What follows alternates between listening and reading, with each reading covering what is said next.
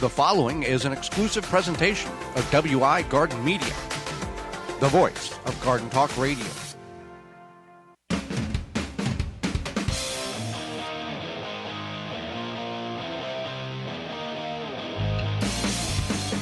Coming up on the program today, we're going to go over some expected disappointments in your garden, as well as gardening accessibility for all. Our guest is author Stephanie Rose, and we'll answer your garden questions. The hour is full, so join us. It starts right now. You are listening to the most informationally packed hour of garden-focused radio in the country and on the internet with your host, husband and wife team Joey and Holly Baird. This is the Gardening with Joey and Holly radio show. And welcome to the Gardening with Joey and Holly radio show. Happy that you've joined us today on the program. I am your host, Joy Baird. Beside me is my wife, co-host, best friend, and gardening partner, Holly Baird. This program is for you, about you, to help your garden grow better, to maintain your landscape, grow healthier trees, make your grass look greener, as well as preserving what you grow. Happy you're tuned in. If you're listening to one of the 18 AM and FM frequencies broadcasting our program here in 2022 through our parent website, which is the WisconsinVegetableGardener.com. Underneath the Season 6 tab at the top of the page, in-studio video replay, podcast replay, however you're doing it, thank you. If you want to be part of the program, you're welcome to do such. We encourage participation. Two avenues in which you can participate in that: gardentalkradio@gmail.com. Send us an email, gardentalkradio@gmail.com. Or if you'd like to talk to us, you can certainly give us a call on the Proclamation Hotline, brought to you by Proclamation Goods. That number, 1-800-927-SHOW. Again, toll-free, coast-to-coast, 1-800-927-7469. Proclamation Goods creates cookware for the eco-conscious home chef. Their pans are non-toxic, have a lifetime warranty, and are made in Wisconsin. Their award-winning stainless steel Proclamation Duo cookware set is a 12-inch skillet and a stock pot that doubles as a wok. Best of all, the skillet and stock pot hinge together to form a Dutch oven. It's two pans with the versatility of 10, empowering you to cook more with less. If you care about your health and strive for a more sustainable lifestyle, then Proclamation Goods is for you. Supply is limited, so order yours now at proclamationgoods.com. Proclamationgoods.com. Now, Holly, I'm going to ask, I don't want to come off as a sexist question, but you've used the pans more frequently than I have, and they work just as well for you as they have for me. Right. Yeah. Well, I don't know what you're saying. Like, they work just fine. Yeah, compared to other pans, these are more superior because they do a better. I like how they distribute the heat evenly, which is nice. They don't warp either. No, they don't warp either. And we had another fry pan, and it has been disposed of. It has been disposed of, but it seemed like it just got hot in one area. And then it rocked, and then it warped, and the whole deal. Yeah. The Proclamation cookware, the last pan set you're ever going to purchase. Well, Holly, there's with all things in life, there are disappointments. Some are expected, some are surprises. Gardening is no different. We're going to go over several expected disappointments that one may find themselves as they journey through their garden this year. Now, some of you may not fall in any of these categories, and good for you, you get a star. Grandpa says it's hard to get stars, so if you didn't fall in any of these, you're going to get a star. Imaginary, pretend star. We've sent it to you. So we're going to go over four things here, Holly. Right. So the first one is things eating your plants.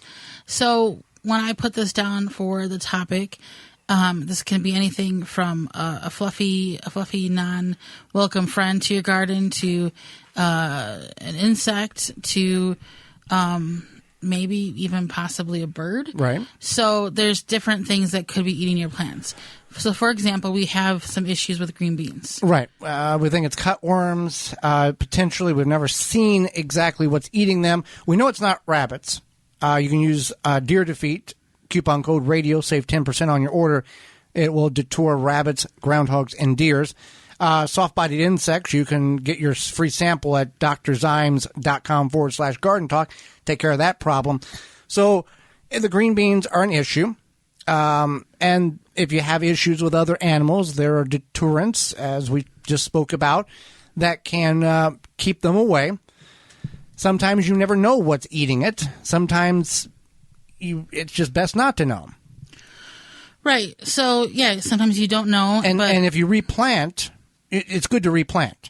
Right. It is good to replant. So a lot of times something might be eating your plants at an early stage after they've sprouted for a couple weeks. You can certainly replant at that point. And let's go to another one. We'll probably touch back on the eating the plants momentarily. Drought and watering issues. Right. So drought, watering issues, this could be anything from you are in a drought situation. We are, many of us, wherever we live, may be low on rainfall. And so maybe you haven't invested in an irrigation system and you rely on yourself watering your plants. And maybe you just haven't done it consistently, and that happens. And then now you have problems or lack of growth because of that. Well, you've got Dripworks and you've got Tree Diaper that you can use to water your garden with. Yeah, Holly, many places are dealing with severe drought, and in order to help reduce the amount of evaporation, one can use mulch, and there's good mulches and bad mulches. Straw, shredded leaves, shredded paper, in some perennial beds, wood chips. Grass clippings are good if you are using clean grass clippings, meaning there's no seed heads or they haven't been sprayed with a weed and feed that will toxify your garden soil. Right. So, yeah, you can use mulch to help suppress the weeds a bit, which is our next topic, but also help keep that moisture in. So, weeds. And this seems to be a problem a lot of people... most everybody deals with, obviously. Some more severe than others. And it seems to be right around this time that you start to notice that the weeds are kind of taking over. And there's some things you can do. One is obviously you can pull them. But two, you could possibly, like we had said, mulch to help maybe suppress some of the weeds. Or you could work on doing something where you put like landscape cloth or fabric and help suppress the weeds that way. You can use a natural weed killer. Naturalgreenproducts.com has that. Use coupon code WEEDS, WEEDS, and buy 3 1-gallon horticultural grade weed killer and get 1 gallon free. You can pull the weeds. The story is always get them while they're early, not when they're tall and you can't see your vegetables. When you pull your weeds, you can do a couple of things with them. You can toss them across the fence over to your neighbors. You can put them in the compost bin, or you can actually pull them if they're not what is considered an invasive weed, like we would consider creeping Charlie an invasive. You can pull it up and lay it back down on the soil as a mulch. Use the weeds as a mulch to reduce soil and soil surface and the reduction of moisture that's evaporating out of your garden, whether you have an irrigation system or not. Right. So so you can do those things for the weeds. And with things eating your plants, drought, watering issues, weeds, comes to the fourth portion of this expected disappointment category, which is poor harvest. Now, disclaimer, just because you have things eating your plants or you have watering issues and or you have weeds does not guarantee you to have a bad harvest. Right. And that's the thing, is that you don't, just because you have these issues does not guarantee poor harvest.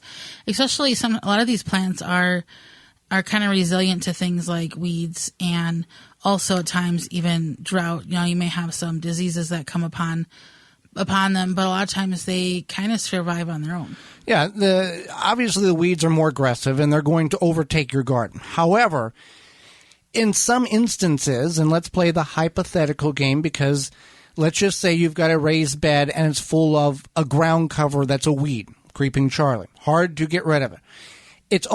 Creeping Charlie is only going to vertically grow so much. So if you leave it alone, yes, it's pulling nutrients from the soil away from your tomatoes that may be in that bed.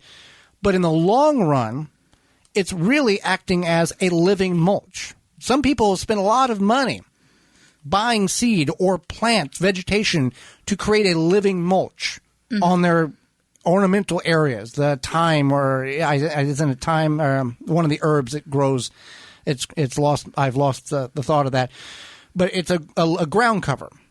In this instance, it's a weed. However, now Creeping Charlie is part of the mint family, and there are individuals who actually have Creeping Charlie inside, living as an ornamental plant in their home.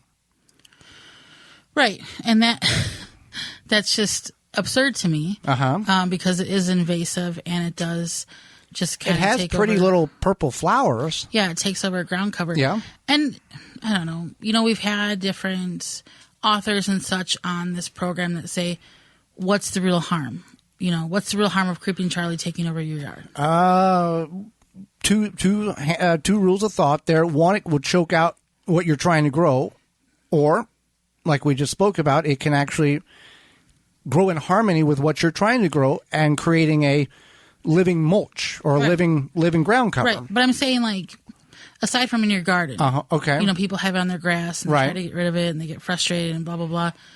What's wrong?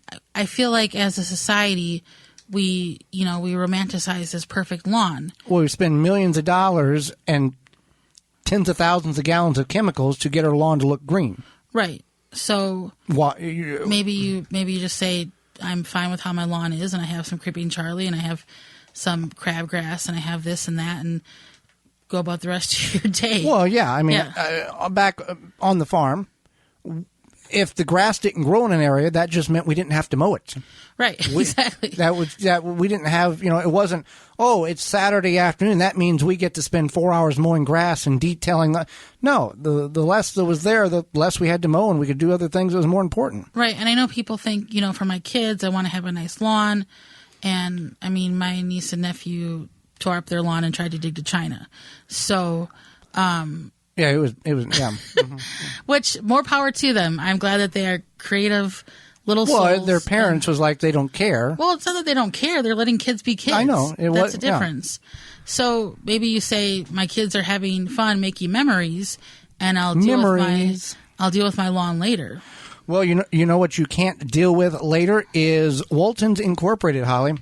Absolutely. So Walton's is brought to you today by our sponsor, Walton's Inc.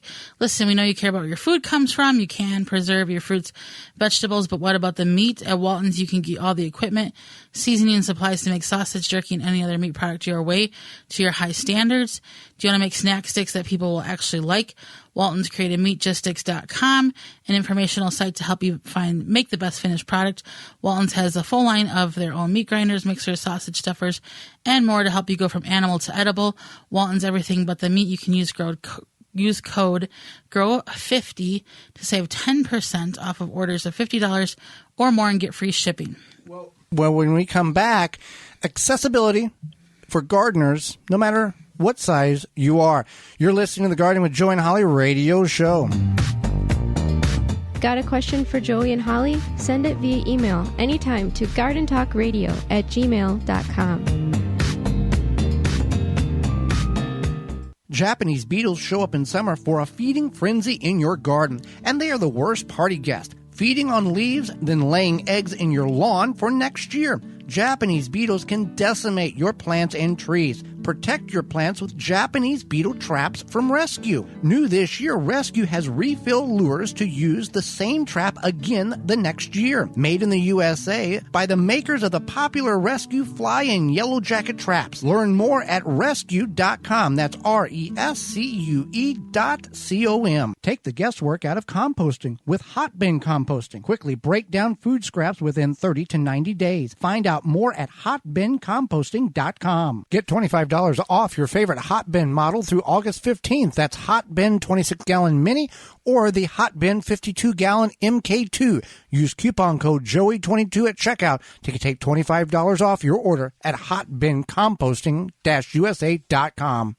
Do you have nuts or fruit in your yard? A Nut Wizard is a handy, effective tool that will pick up round or oval tree produce quickly and easily, leaving debris behind for a clean harvest. A Nut Wizard tool saves your back and your time. Visit nutwizard.com for more information. Hey gardeners, it's that time of growing season, so let's start canning. Head over to Fleet Farm for all of your canning supplies and jam mixes. In one easy stop, find everything you need, like jars, lids, canners, strainers, racks, spatulas, and funnels from top brands like Ball and Kerr. Plus, pick up mixes, sugar, and more. When it comes to canning, get everything you need at your canning headquarters, Fleet Farm. Protect your plants from damage with the 3-in-1 Plant Guard and Special Blend Fertilizer. Visit ivorganics.com. Use promo code RADIO10 to save 10% off your order. Thanks for listening to the Gardening with Joe and Holly radio show. As you've heard through the program, many companies offering coupon codes to help you save on great products. If you've missed any of those coupon codes, you can go to our parent website, the WisconsinVegetableGardener.com, and click on the Money tab at the top of the page, and they're all listed for you. The Gardening with Joey and Holly radio show is brought to you by the following: Pro Plugger, Chip Drop, Bellbuster, Johnny Appleseed, Ivy Organic, Milkweed Balm, Walton's Incorporated, Bloomin' Easy Plants, Jung Seeds. Find all sponsors at the WisconsinVegetableGardener.com and thank them for their support.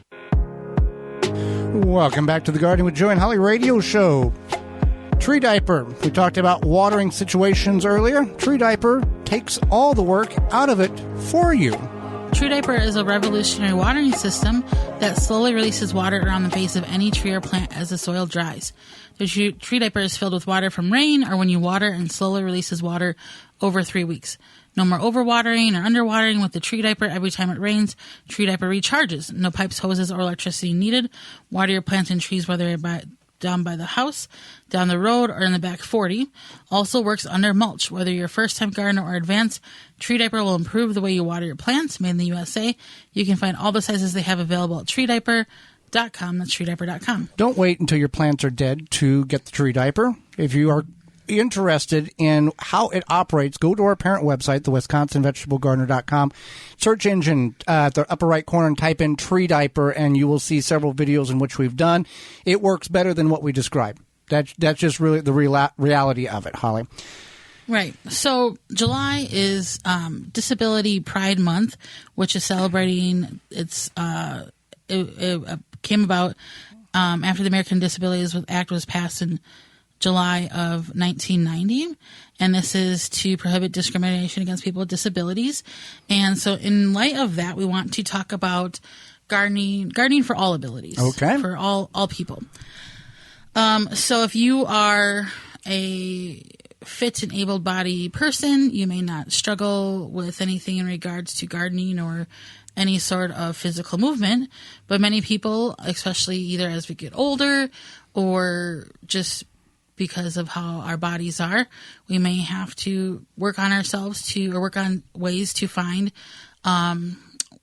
systems or tools or whatever to make gardening enjoyable for us and within our physical abilities. So the desire is there, but what would you classify it? The mobility may not be there? Yeah, mobility or just not... Capability, okay. Whatever. We're going to focus on not the less, but the more. Okay. So, for example, there's a lot of accessibility tools that you can get, whether there be ergonomic shaped tools, longer tools if you're shorter. I know, Joe, you have this mindset, a short person wants a short tool. No, a short person wants a longer tool because we're short, we need that extra reach. Okay. So that's absolutely. But incorrect. You look so nice with a little short shovel. You're only what, 5 foot? I'm 5'1". 5'1" and a quarter and 3/8 of an inch or whatever it is. Yeah. Yeah. So that's one thing, is thinking about how can I make this work for me, and that's something like ergonomic tools. And that will work for those who don't have the challenges as well. That's what these companies have worked towards. Right. For both. Yeah. For all people. Yeah. One to basically protect your back or whatever in an ergonomic way, but also if you do need the additional help. Okay. Another thing is there's different stools. There's like kneeling stools, kneeling pads. There's things on wheels for weeding. There's all sorts of, things you can look up to purchase to help whatever you need, whether it be a nice sturdy multi-use kneeling stool or something on wheels, or just a bucket. a regular, a bucket. A bucket. There's been times where I've sat on a 5-gallon bucket. I have a hiking stool. There is such a thing, folks. It's a hiking. That's what it's categorized. Yeah. And because I like to hike, but sometimes, you need to take a little break. And so you bust out your hiking stool. And you sit on the trail. You take a seat for a few minutes or whatever you need. Or you just want to have some water or a snack or whatever. It's literally like not marketed as a hiking stool. It's just a small, lightweight stool that is portable, and I can put it on my backpack. But it would work in the garden. However, if you're in soft soil, it may not have the foundation. The legs may go through the soft soil, and so maybe like a 5-gallon bucket would be a better... Something that has a larger foundation on it that has more surface area so it doesn't sink in. Right. Yeah. So then also another thing is you want to be aware of yourself, right? So maybe you want to take more breaks, spend more time in the shade, make sure you're drinking plenty of water, make sure, you have snacks, whatever. There's many people who get low blood sugar or... whatever occurs. So making sure that you are taking care of yourself and being aware. And if the heat does affect you, then don't garden during the hottest parts of the day between about 1 and 3 p.m. It's okay to leave some weeds. There's an old saying in Europe, one of the allotment gardeners says it, do a little, but do it often. Right. And that's another thing is that, do a little, do it often, and be mindful. Maybe you're a morning person. You can go out in the garden in the morning before that sun starts to heat up the day. For most of our gardens, it's similar to on a farm. You're never going to get everything done that you need done. You want to prioritize and figure out what has to get done. Once those have-tos get done, then you can go, well, what needs to get done? Right. Definitely. Another thing is you want to consider stretching. Stretching helps all of us. It doesn't matter what your abilities are. It just helps keep your joints and your body feeling nice and loose and good. So, what kind of stretches would you recommend? Like forward folds. You can do any combination of what's called a cat-cow. And a lot of these you can do seated. So if you want to, you can find on YouTube seated stretches, things like that. If maybe doing standing stretches feels a little bit too much for you, you can do, kind of do some arm stretches, leg stretches.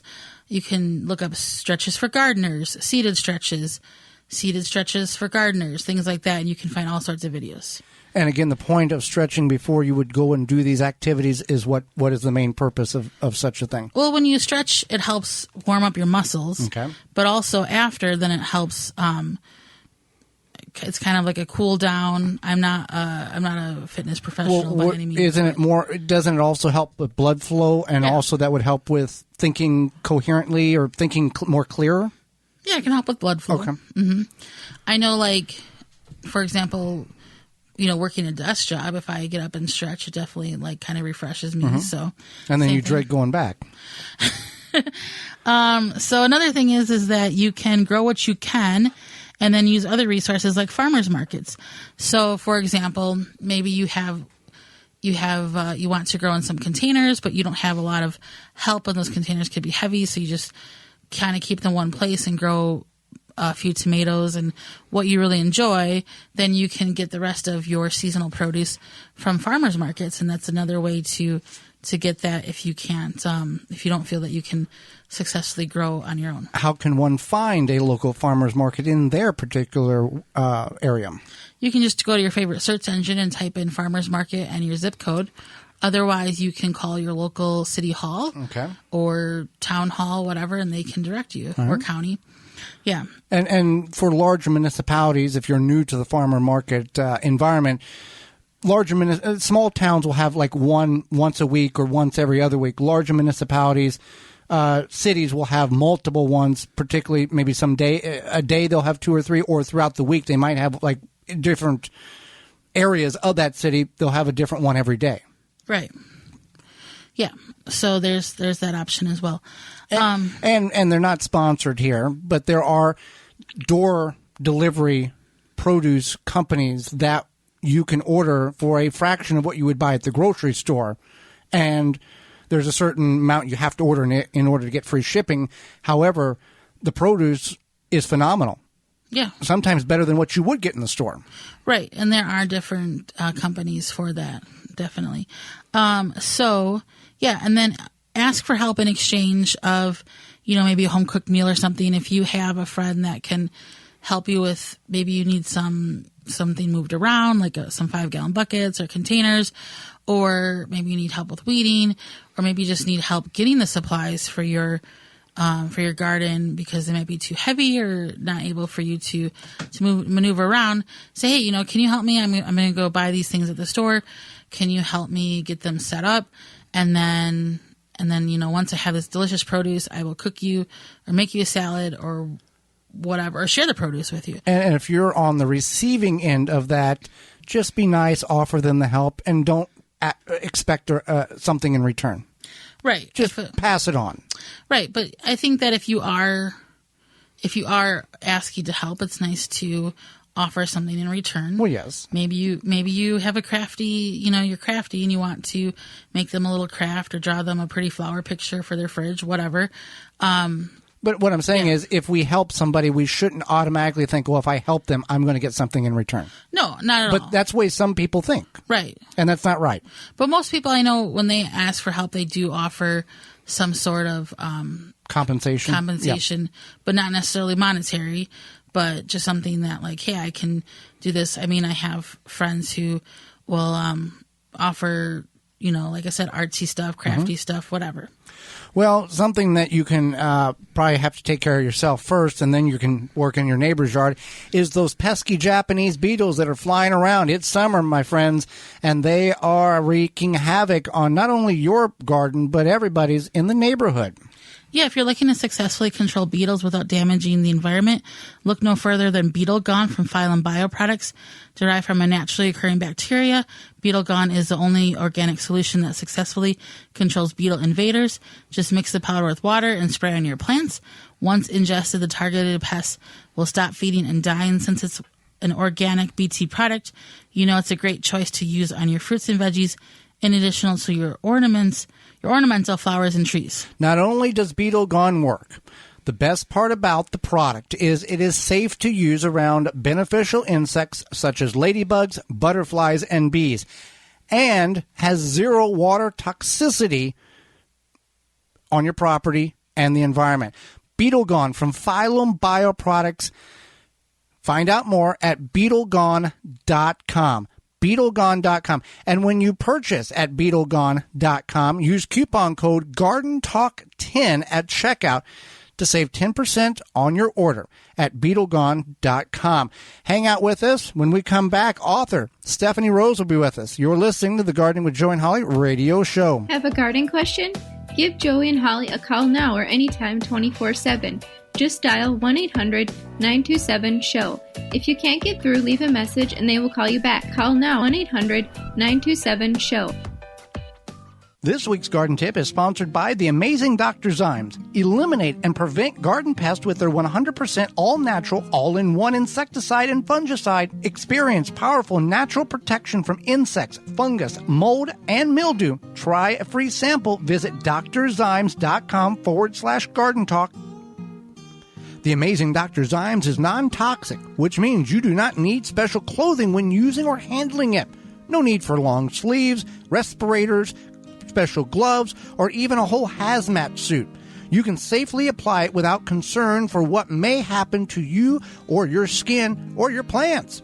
And it's highly concentrated, so a little goes a long way. Eliminate mites, thrips, aphids, and fungal gnats. Dr. Zymes is OMRI listed, safe up to the day of harvest, and doesn't leave a residue. Safe for you and your plants. That helpful garden tip was sponsored by the amazing Dr. Zymes. Eliminate and prevent garden pests with their 100% all-natural, all-in-one insecticide and fungicide. Experience powerful natural protection from insects, fungus, mold, and mildew. Try a free sample. Visit drzymes.com/garden talk. Jung Seed Company is a family-owned and operated gardening company since 1907 with the largest selection of seeds and plants online. Use code 10 10TG22 to receive 10% off your order at jungseed.com. That code again is 10TG22. Brought to you by Blue Ribbon Organics, providing locally made organic compost and soil blends for gardens, farms, landscaping, and more. Visit blueribbonorganics.com or call 262-497-8539 to find their products nearest you. ShipDrop is a website you can sign up for free wood chip mulch delivery right to your door for free. ShipDrop connects homeowners and gardeners with tree services who are trying to get rid of their wood chips. You can also sign up to get free logs and firewood. Go to chipdrop.com to learn more and sign up for a free account. 90% of the world's flowering plants require pollination to reproduce. Without pollinators, we humans would not survive. Here at Finding Nectar, a Denver suburb-based nursery providing flowering plants that are bee, butterfly, moth, and bat friendly. We are striving to get more pollinators into the backyards of Colorado. Together, we can increase the pollinating population one plant at a time. Affordable plants. Check all the plants out at 1550 Highway 72 in Arvada and at findingnectar.com. A non-selective herbicide that is also USDA certified? You bet. No More Weeds by Naturally Green Products. The same great company that brings you no more bugs, no more weeds. Kills weeds with no harsh chemicals, no glyphosate. No More Weeds is a commercial-grade vinegar base with a proprietary sticking agent. Great around pools, decks, patios, etc. Visit natgreenproducts.com, enter promo code WEEDS, WEEDS, and buy 3 1-gallon size units.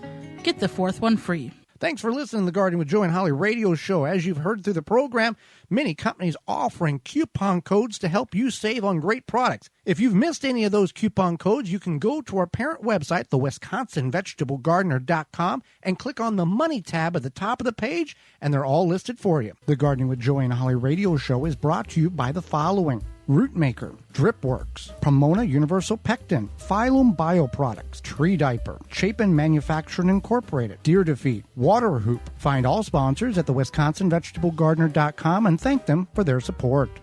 Even when you feel low, you can still go. Welcome back to the Gardening with Joey and Holly radio show. Moments away, we will go to the Proclamation Hotline for Stephanie Rose. But first, Simple Grow, a simple product to help your plants grow better. Are you worried about your plant growth? Provide your plants with what they need to grow to their potential with Simple Grow. Simple Grow offers 100% organic worm castings at simplegrow.com. Unlike other worm casting products, when you order from Simple Grow, you're getting 100% worm casting, not filler plus castings. See, they don't play around. No. They give you the whole deal and nothing but the deal. 100% worm castings, that's it. Yeah, you can promote ideal soil structure and aeration with Simple Grow all-natural, odor-free worm castings. There's only one ingredient, worm castings. No chemicals or additives will seep into your food, and it doesn't smell like other fertilizers. For indoor and outdoor use, order by the bag, bundle, ton, or truckload.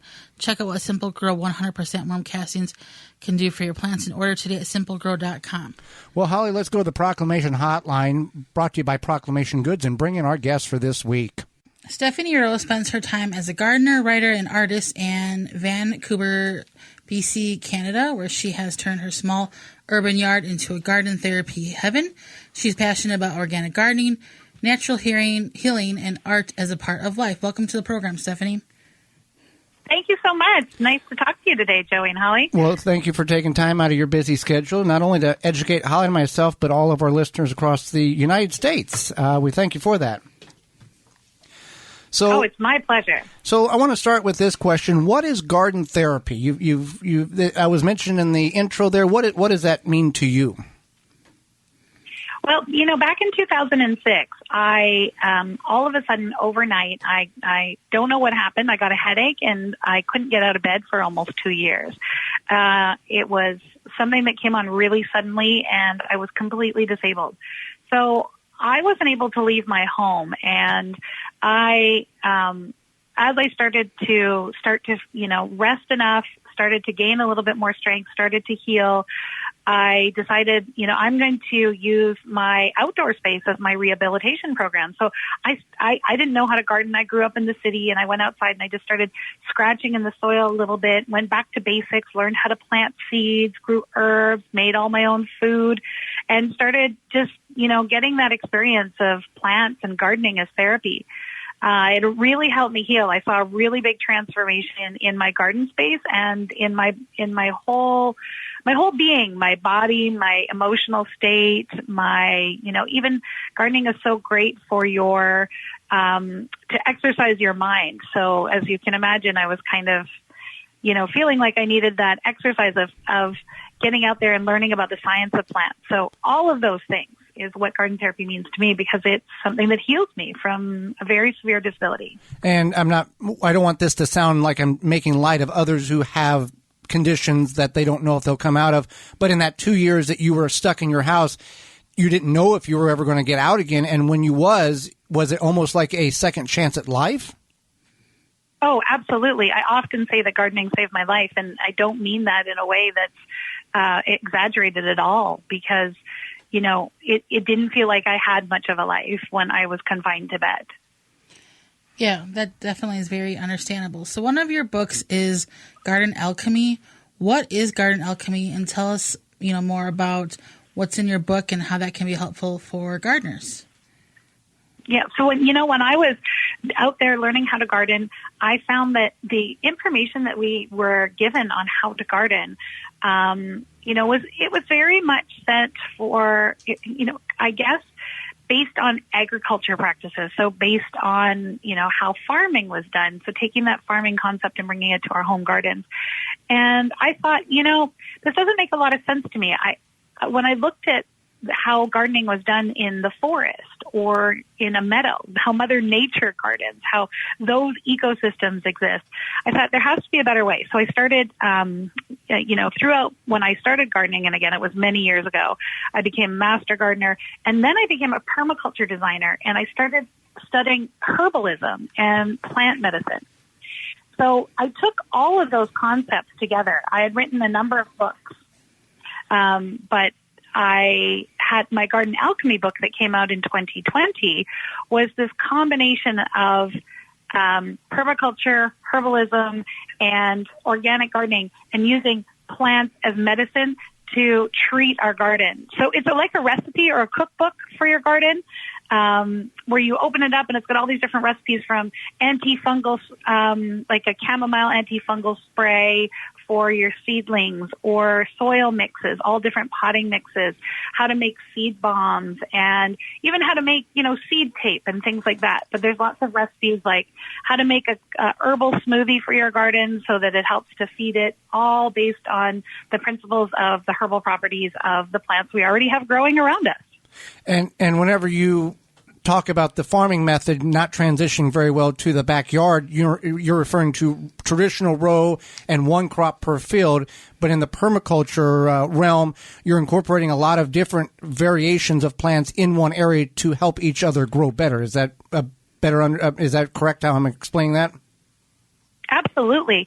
My book that came out in 2022, I guess earlier this year, is called The Regenerative Garden, and it takes those permaculture concepts, which is not just about, how we do the monocropping, the even rows, and, planting only one kind of food source and leaving big spaces in between it. It's all about how we create an ecosystem in our yards that ends up supporting itself and being regenerative. So the idea is that it's less work for us. It takes less water. It uses less energy. It costs less in our budget and in our time, because it follows the path of Mother Nature and how she's been doing it this whole time. So it gives us the opportunity to sort of look at how nature does it and build that ecosystem in our yards. So we still have, beautiful cultivated gardens that don't just look like wild spaces. We can bring in non-native plants. We can plant the vegetables that we want to eat, but it's using those concepts to really work with nature rather than, produce a farming method in our backyards. In the process of writing these books, was there any aha moments, things that you were like, I thought I knew that, but clearly I was wrong, or did you kind of really have a knowledge beforehand going into that? Oh, I think everything was an aha moment for me. Every single time I planted another plant and it didn't do well when I expected it to, or it didn't follow what the textbook said, or the climate changed again, every single time I found that I learned something different and something new. And that's the reality of living in the world that we're living in today, is that not only do we have, very many changes on a global scale of what's happening with our climate and how plants are going to react to that, but in addition, we have microclimates that are in our own garden spaces. So we can't really depend on a 30-year weather average to figure out what it is that, the understanding of what the climate's going to be, so we can garden and match that based on what a textbook says. We have to spend our time observing and experimenting in the garden and learning from the plants, listening to them, really creating that connection that allows us to learn from them, give them what they need, and create almost a reciprocal relationship rather than a human input to grow plants than just to harvest. It's something that's more cyclical. And that points to our garden, where it will frost in the fall. The neighbors' gardens and roofs will be covered with frost, but the way our backyard garden sets, it doesn't get hit for another couple of weeks. So it's very unique in how 12 feet here or 13 feet there or 20 feet makes a tremendous difference on if your tomatoes survive or not. And we have really very little control over that. Absolutely. And that's how I start off the Garden Alchemy book, was to give the reader a little bit of an opportunity to start playing and practicing in their garden, to learn those observation and experimentation skills, so that they can then learn about their unique microclimate. So in that first chapter, there's some soil testing that you can do at home with just ingredients from your kitchen, nothing fancy. You don't need to send it off to the university extension to see if there's heavy metals in it. It's more just learning about your land and learning how to compost, learning how to add things back, how different kinds of mulch that you can use and where you would use them. All these things that will help you build the skills that you need for your unique landscape, rather than, following that textbook. So it's a book that is more open-ended and allows you to play in your garden and learn from how the plants react. That's fantastic. So we are talking with Stephanie Rose. She spends her time as a gardener, writer, author, and artist in Vancouver, Canada. So you like to do DIY garden crafts. So do we. What is a good kid-friendly one that you could recommend?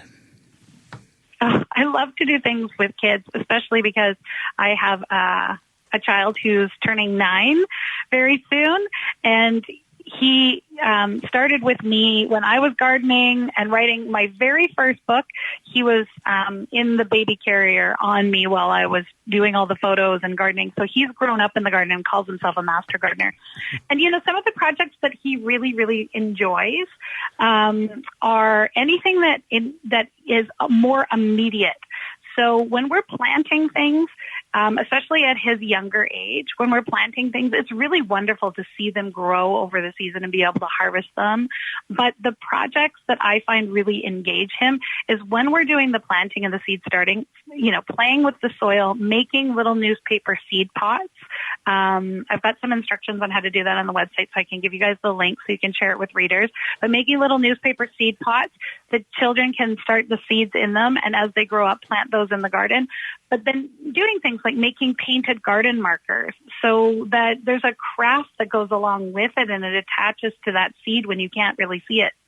When the plants grow up and you harvest them, I really like to do a scavenger hunt through the garden. So give a list of all the different senses.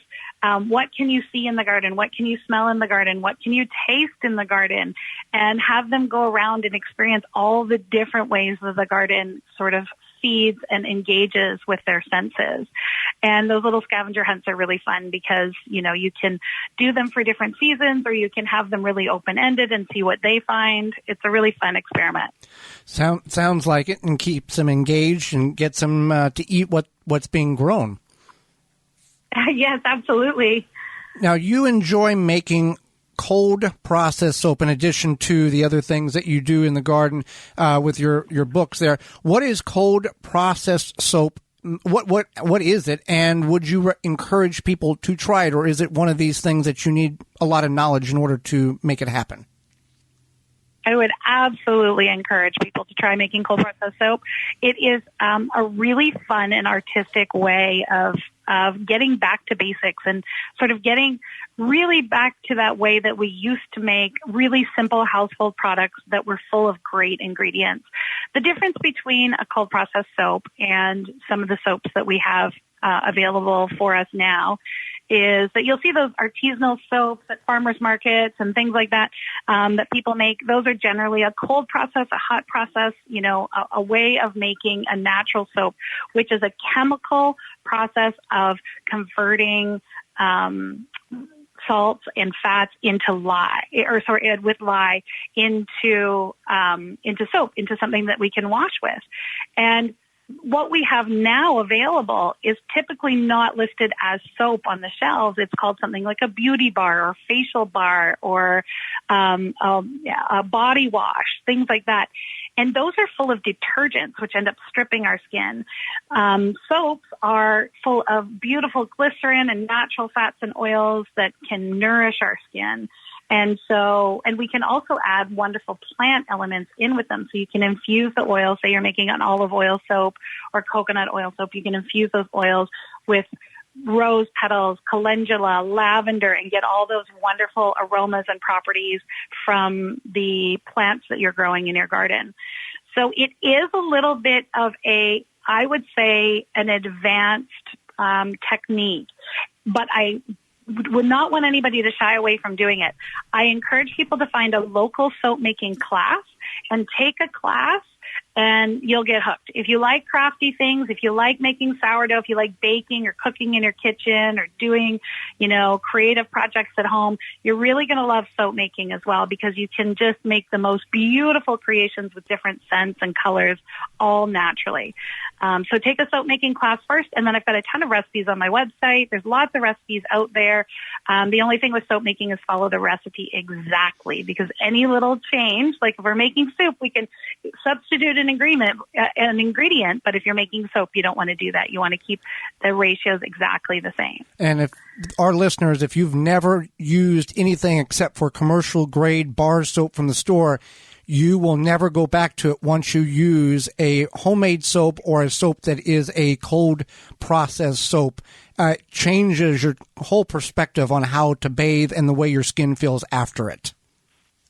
You said it so perfectly, Joey. Like, it's amazing, because what happens with these detergents is that we're stripping things away, and so we're taking away from our skin. We may be, washing off some of the dirt or the oils or things like that, but with a natural soap, we're replenishing our skin. So you need to wash less. You're actually nourishing the skin. So it makes a huge difference. And so even if you don't have the opportunity to go out and make that kind of soap, go and buy some, because there's lots of beautiful people who make gorgeous, gorgeous soaps out there. You can get them on Etsy. You can get them at farmers markets. You can get them from, local farms. I really encourage you to give it a try if you haven't yet. Well, Stephanie, we greatly appreciate the time you've offered us. How can people find out more about you? Where can they go and get your book and find out your recipes for soap? I'm at gardentherapy.ca because I'm in Canada, so I'm not a .com, a .ca. But you can always Google anything that's Stephanie Rose, Garden Therapy, Stephanie Rose Garden, anything like that, and you should be able to find me pretty quickly. My website has links to all of my social media, so come and follow me there. I give lots and lots of stuff, lots of information out on social media. But I've also got a really great newsletter if people want to sign up for that. I send out what's in season every week. So all sorts of cool projects and ideas and gardening tips come out every week, and that's a completely free newsletter. So if people want to come and sign up, they just go to gardentherapy.ca, subscribe. Well, thank you, Stephanie, for taking time and educating not only Holly and myself, but all of our listeners. We greatly appreciate the time. It's absolutely my pleasure. Well, thank you. And when we come back, it's your garden questions, our garden answers. This is the Gardening with Joey and Holly radio show. Got a question for Joey and Holly? Send it via email anytime to gardentalkradio@gmail.com.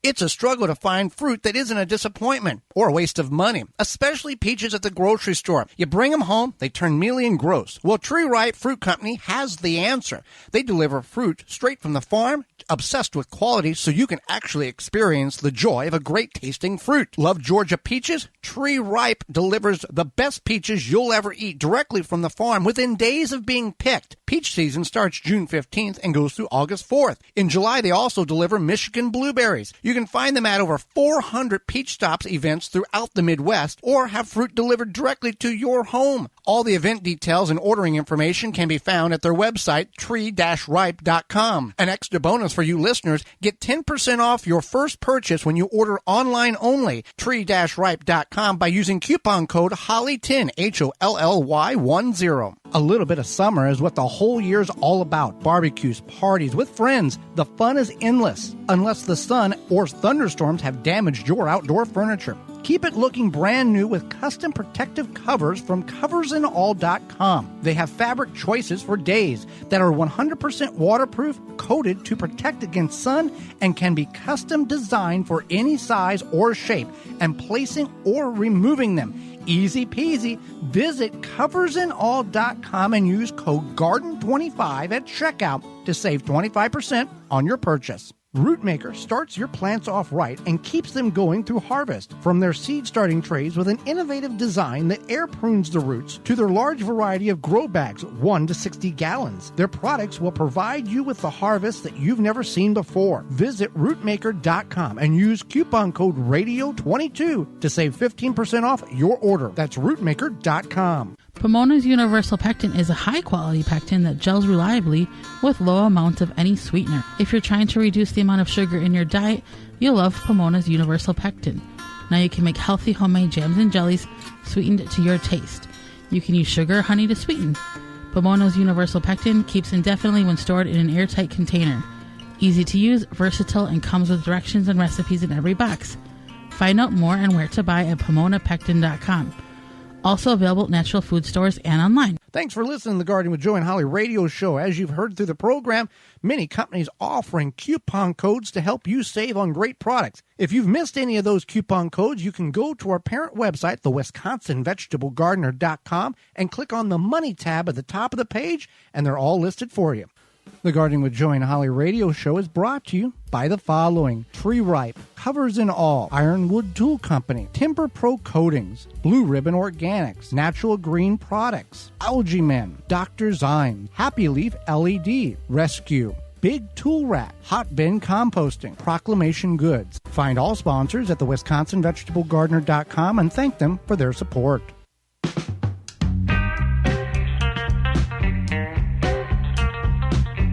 Welcome back to the Gardening with Joy and Holly radio show.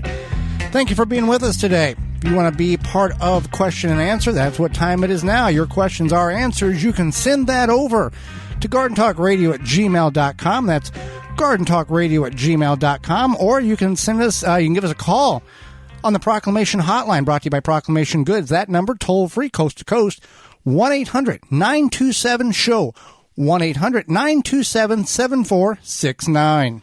Proclamation Goods creates cookware for the eco-conscious home chef. Their pans are non-toxic, have a lifetime warranty, and are made in Wisconsin.